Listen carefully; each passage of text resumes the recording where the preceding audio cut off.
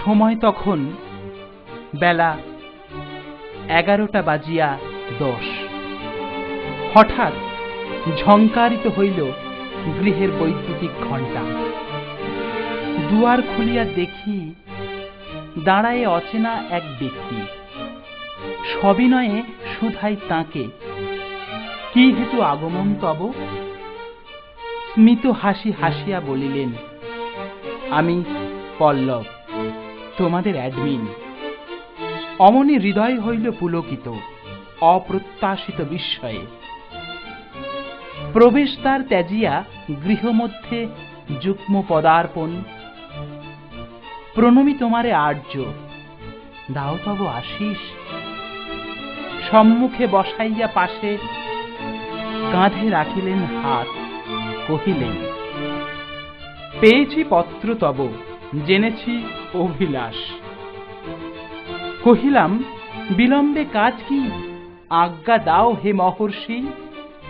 উত্তর আসিল, পূর্বে তৃপ্তি চাহে এই মন, কেমনে করিব সেবা তাপস করহ বর্ণন। চাই মোর 3টি বস্তু, যাহা অতিশয় শুদ্ধ, তাতেই হইবে পরীক্ষা সম্পূর্ণ তোমা লাগি। অস্থির হইল চিত্ত, কহিলাম, শীঘ্র কহ হে রাজন। পুনরায় বলিলেন, এখনই যাইব আমি পুণ্য স্নানে। স্নানের সমাপ্তি পরে দানিবে আমায় একটি চর্মাসন।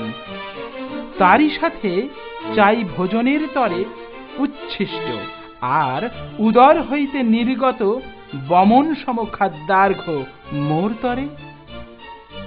শুনিয়া সেই বাক্য বিমর্ষ হইল চিত্ত মম। কিয়ৎ সময় হইল অতিবাহিত, অতঃপর আশার আলো। এমন সময় বাহির হইতে আসিল উচ্চ কণ্ঠধ্বনি, বাঁচাও বাঁচাও মোরে, আমি দিব তোমা সম্মতি। ছুটিয়া গেনু ঘাটে, দিলাম ঝাঁপ বাঁচাইবার তরে। অমনি ভাঙিল দিবা স্বপ্ন মম। আজি এ মধ্যাহ্নে চাহিয়া দেখি, আছি আমি সেই চর্মাসনে বসি। ভোজনের 2টি পাত্র পাশে রাখা এক মসি।